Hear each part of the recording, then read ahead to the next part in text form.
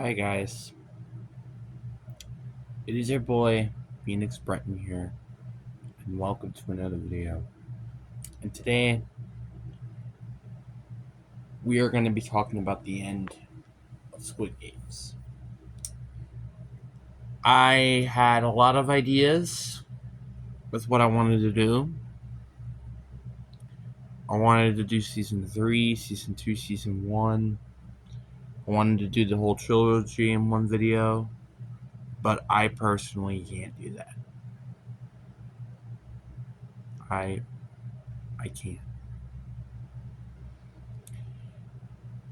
And in today's video, again, we're going to be sharing the end of Squid Games. Spoilers will be coming ahead, but before we get into today's video, I'm just going to let you guys know this is the hardest video I have ever had to make. I'm not going to lie with you, this video had made me... One, I had to sleep on it making this video. I also had to watch the entire season, by the way. And I had multitude of recordings trying to make this exact video. This has been the hardest video I have ever had to make on this channel. I am not kidding. And it's actually, like, scary. And again, we don't normally make videos like this, so if you do enjoy it, like it, so you could continue to see some stuff like this. Hopefully a little bit more kid-friendly, to be honest. And I guess that's kind of it. Like and subscribe. We're on the road to getting 600, but anyway, enough said.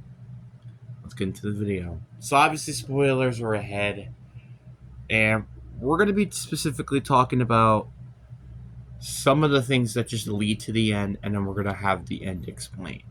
So I guess to kind of summarize season 3 as a whole before we get to the ending, this is how I can best explain it. So this is kind of being a little bit of season 3, so spoilers coming ahead, obviously. If you've already seen it, well, you came to the right place, I guess. So, essentially, a summarize of season 3. Player 456 held a rebel back in season 2 against the Squid Game army and lost because, well, the front man was one of the people that were helping him, which obviously made sense at the time why that happened and why they lost and etc. All of the people died who helped him except player 456 and player 246. Player 246 is a little bit of a side role in this, which I'll explain that a little bit later. And player 456 is something we're going to talk about later as well. So let's just talk about the side thing first. So player 246 was shot, right? But he wasn't killed with that shot. The plan was to use him for organs, so organ transplant, blah, blah, blah.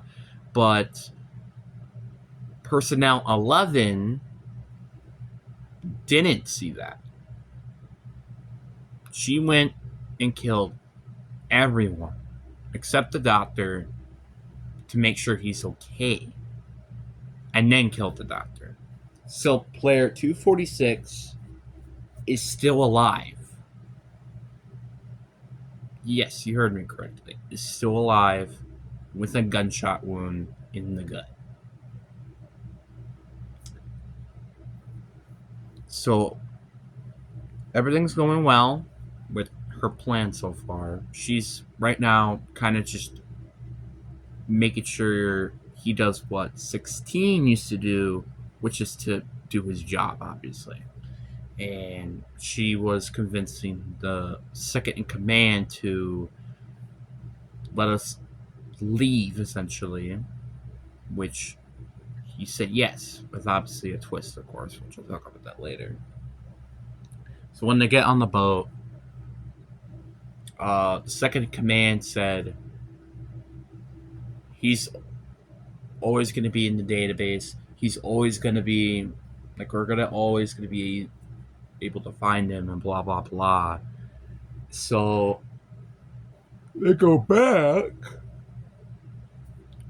for her to stay, but he continues to leave. Where 11 goes and killed the second command. It was a very, very tough battle, and at first it looked like she was about to lose. But as a North Korean soldier, I'm pretty sure you're taught to never give up, even when you're about to die. So, and that's exactly what she did.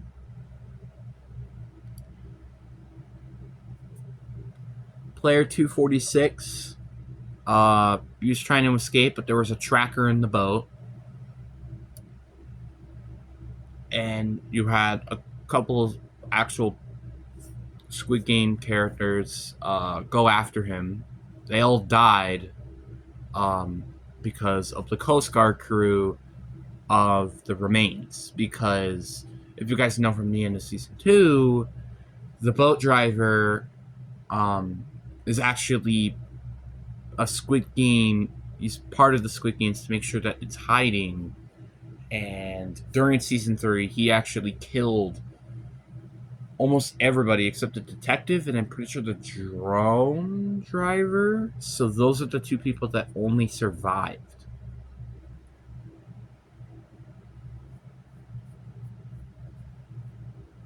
So now, after all of that, player 446 survive, 1, and 2, the Coast Guard is here, which is like the police on the ocean, essentially. And they're all going to the island where Squid Games happens. But now, before we get into that, let's go back into player 456 and his story. So, in a nutshell, he plays games and he survives with internal conflict. I guess that's like the best way I could describe it.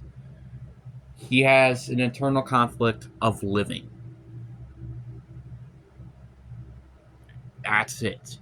This man clearly had some internal conflict of what is the point of living and why did you keep me alive? Which I don't blame him. Like, in normal reality, you kill 35 people. 35 people. That is a lot of people that you just killed. And they're all dead. In reality, you're just dead. But for some reason, he's kept alive. And I don't know why. So, and also player 222 during the first game not only sprained her ankle or fractured her ankle, but she also went through pregnancy during this time. So what do I mean by that? Giving birth to a child. Yes, I'm not kidding. This happened during the freaking game of hide and seek, which, by the way, for the seekers was to kill somebody. The hiders was to open keys around the area and hope to find an escape. That was the objective. And a lot of stuff happened during the first minigame, like player 7, he dies. That one guy who was helping, or the girl. Was it a girl? I think it was. Who was helping them all. He also died. A couple people died during that.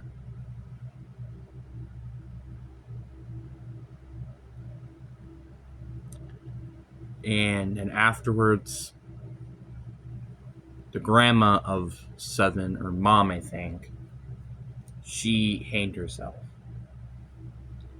And this isn't the first time that happened during this series, which is actually kind of sad to think about. People are just hanging themselves. At least they want to go on their terms. And then, before though, player 149 went and hang herself. And also, I guess a little bit beforehand, if you are experiencing any suicidal thoughts and you don't have really anybody to talk to, call 988, please. Okay?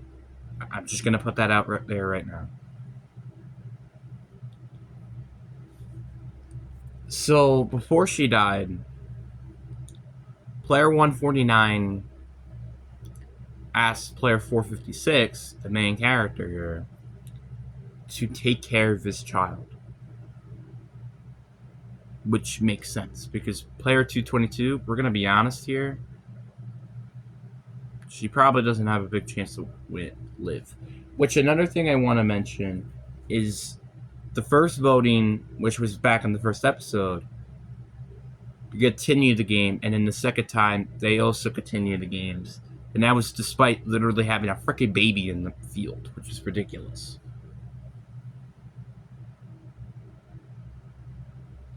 And we will talk about a little bit of my problems later, but for now we're just going to go back to the summary, which I'm not doing the best at, but I'm not doing the worst. So, then the next minigame happened, which is jump rope, where about a couple people died, but one main character in particular that died during this.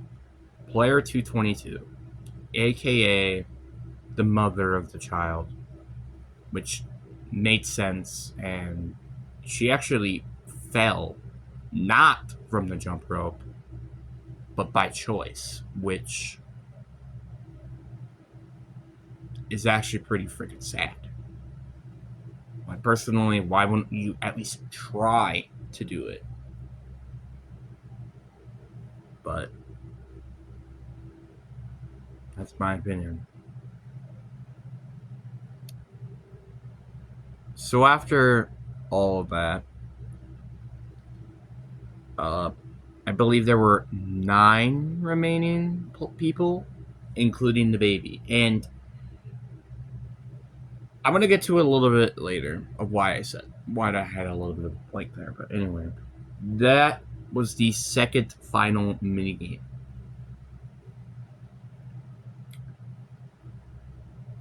And, you know, they had a proper meal, stuff like that, just like in season 1. They had a proper meal, so on and so forth. And then we got to the final minigame. But before we got to the final minigame, the front man went and called for player 456.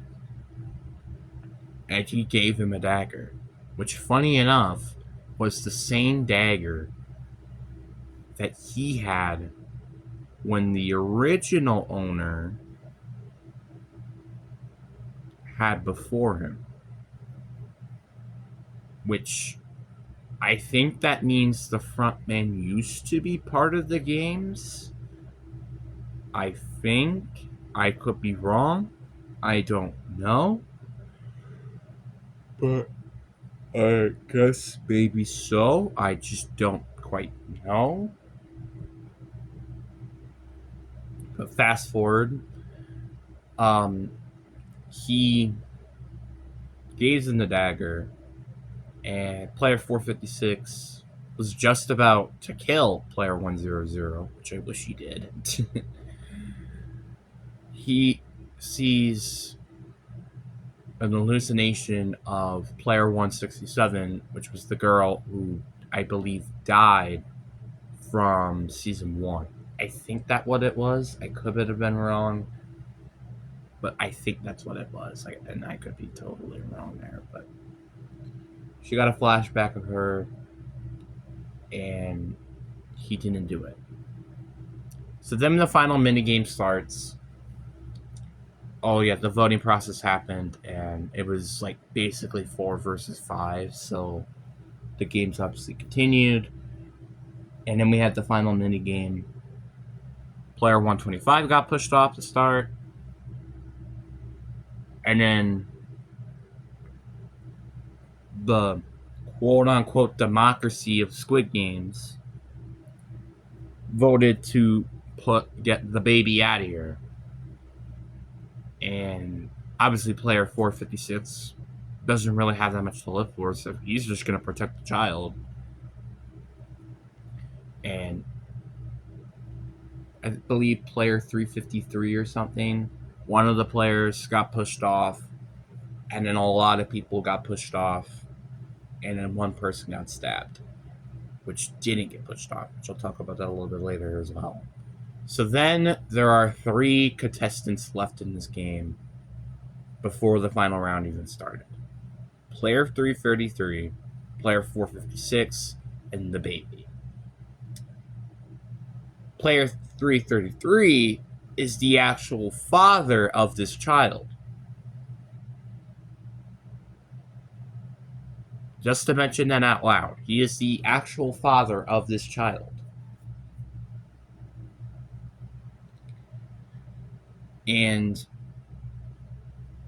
But though, to be honest, he was a little bit of a butthole to the mother, so technically he's not really even the father, because technically you can pick who your father is. For example, I have a stepdad, and I would prefer him over my biological dad a lot.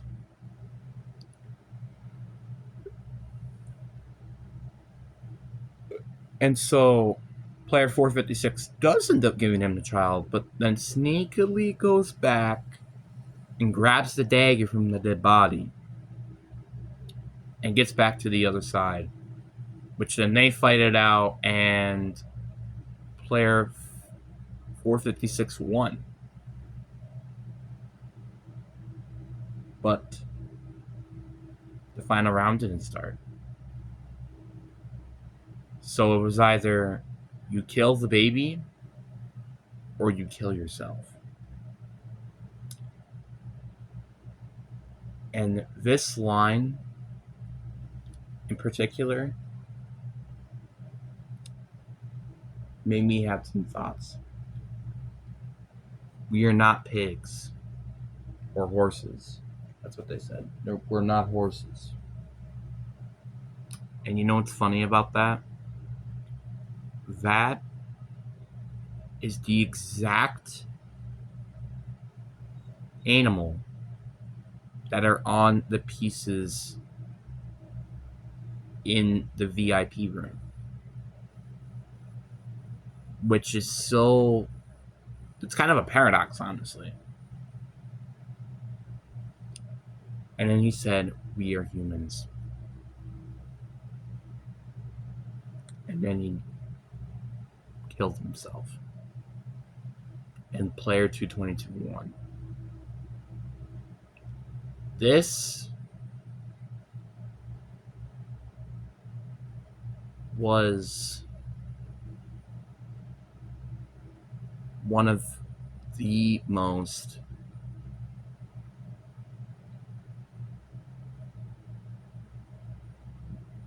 I don't even know how to describe it. And I'll probably talk about that a little bit more later when I get to the issues. So now he's dead. Player 222 won. But the Coast Guard is literally just about to come to the island. So they evacuate the entire island. And the front man goes and gets the baby. The entire island explodes, and we assume Squid Games is destroyed. And then we fast forward 6 months later, where the detective and all these remaining survivors, they just, chill in harmony.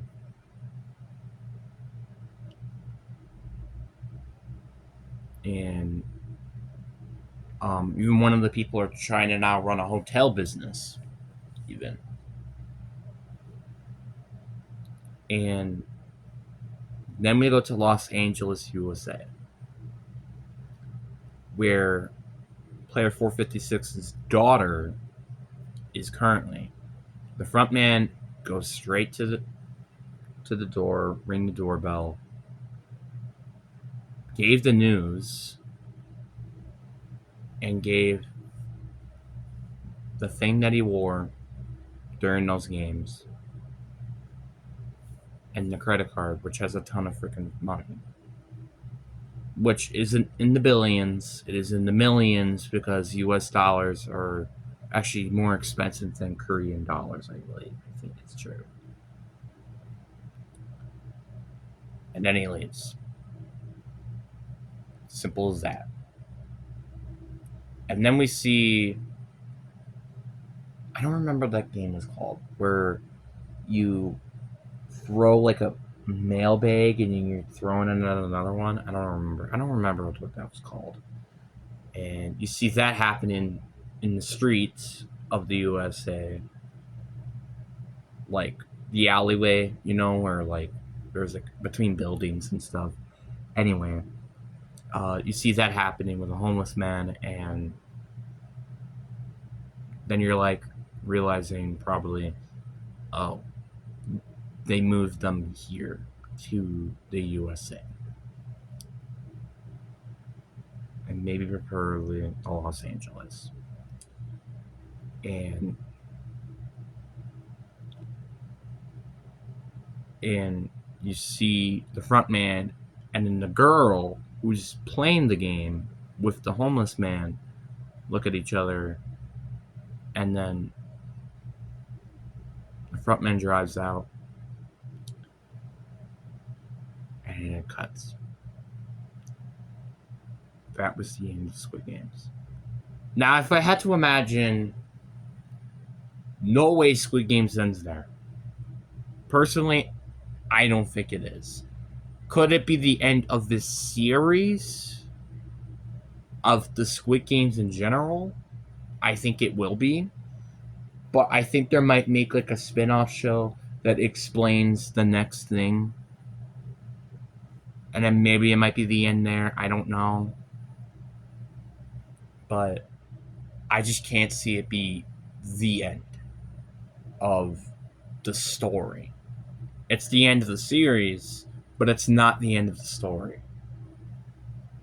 I'm just not convinced. Because they can't leave us with the cliffhangers of why did they move to the USA?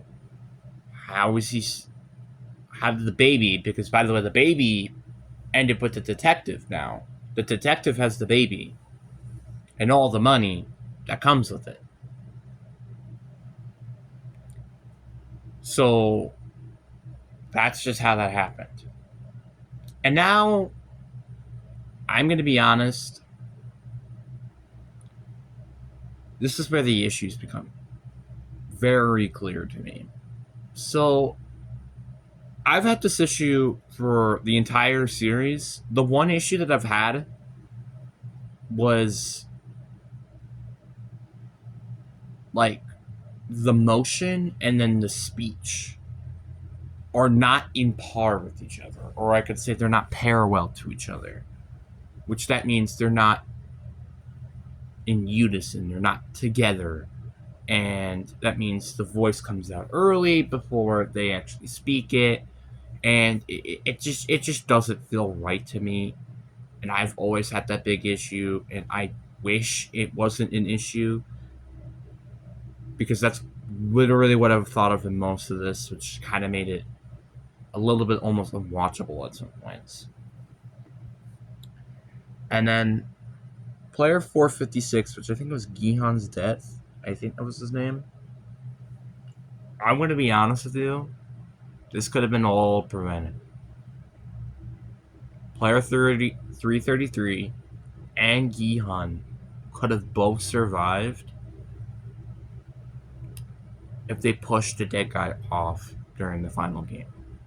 Can I just say that is one of the most laziest writings I have ever seen. The only rule was one person was supposed to be pushed off during the entire time.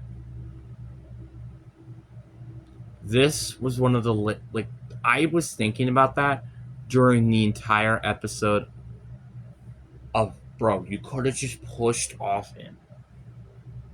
Player 333, player 456 could have both survived.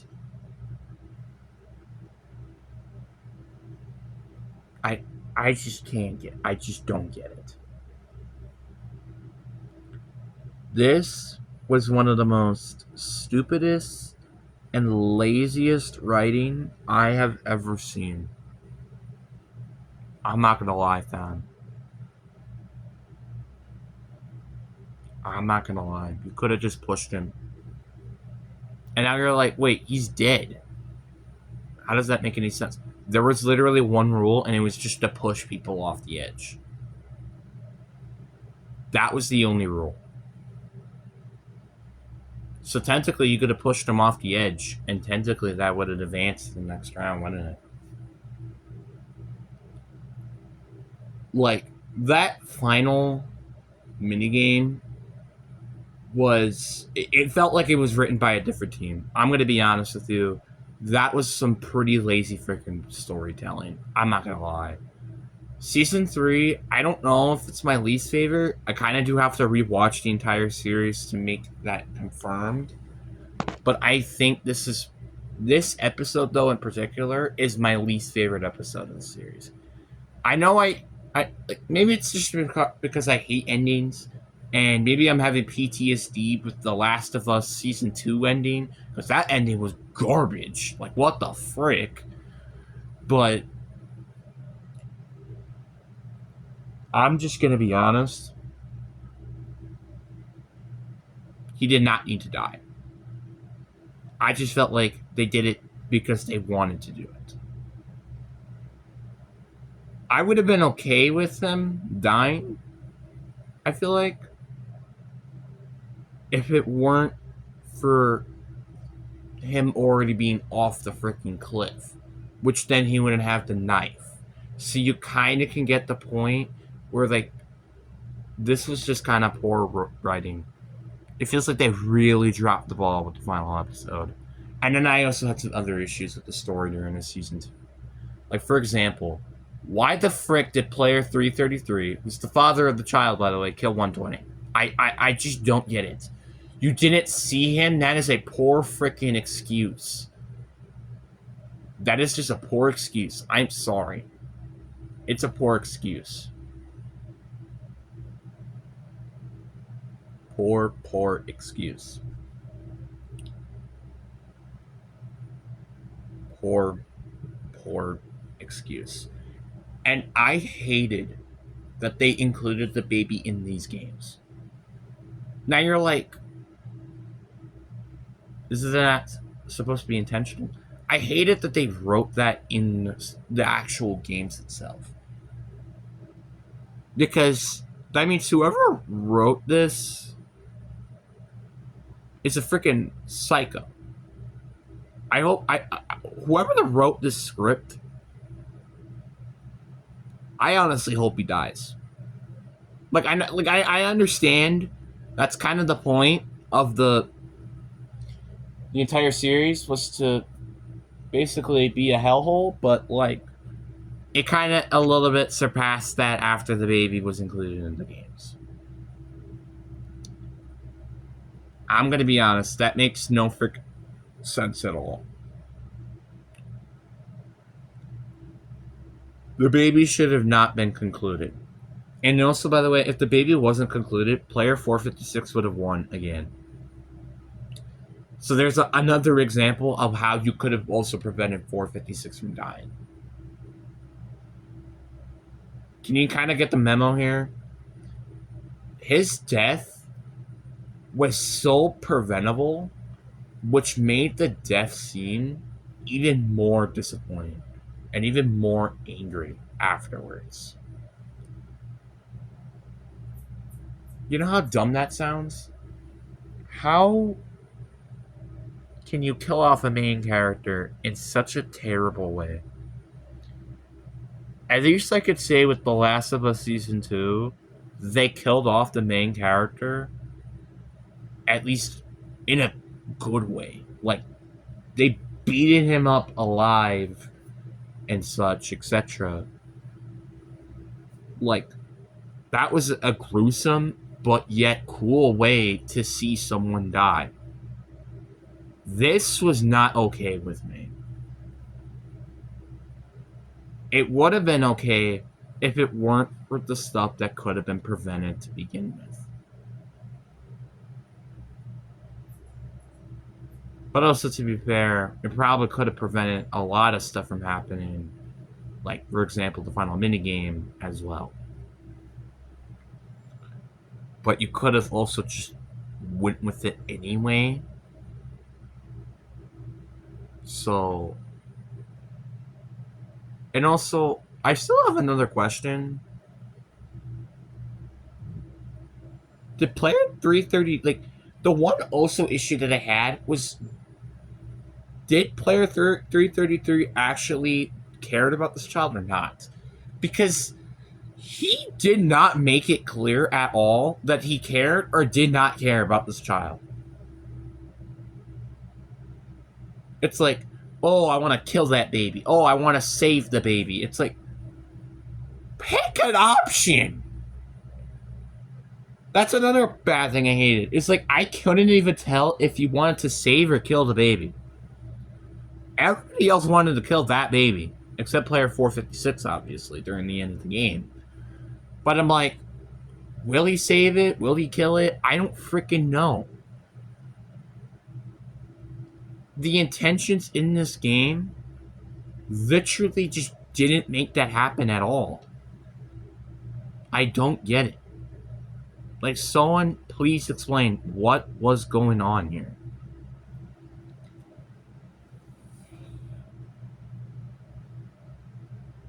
Like, personally, if I wanted to write a script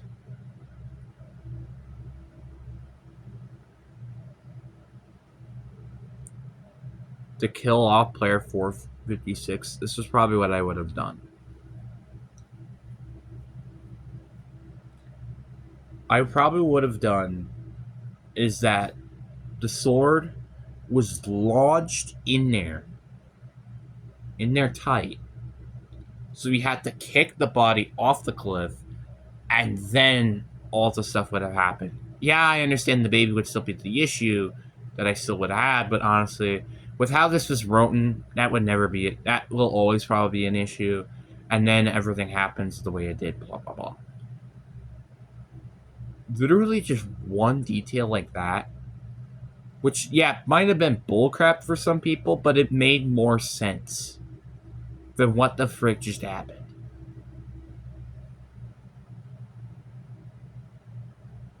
I'm just gonna be honest. I'm gonna end it here because I don't want to go ramp about how bad this ending was. To be honest, this isn't the worst ending I've seen.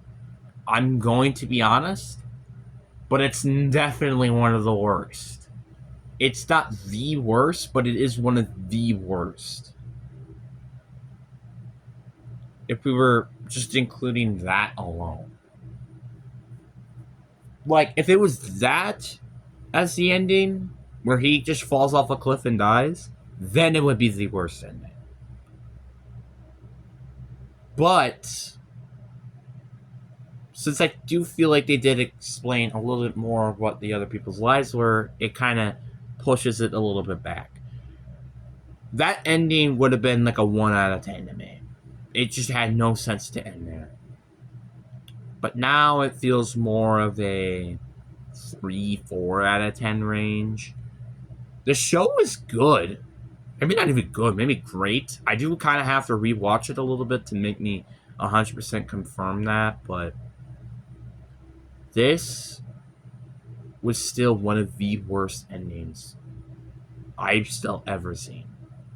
And I don't know what the frick has been going on with, like, cool shows of mine, but they have had some of the most crappiest endings for some stupid reason, and I don't get it. But I'm gonna end it there. Alright? And by the way, I'm incredibly apologize if you've been hearing some fan noise in the background. And again, call 988 if you're having any suicide thoughts or considered attempts after watching this. Please just let you guys know. But anyways, I hope you guys enjoy. Deuces.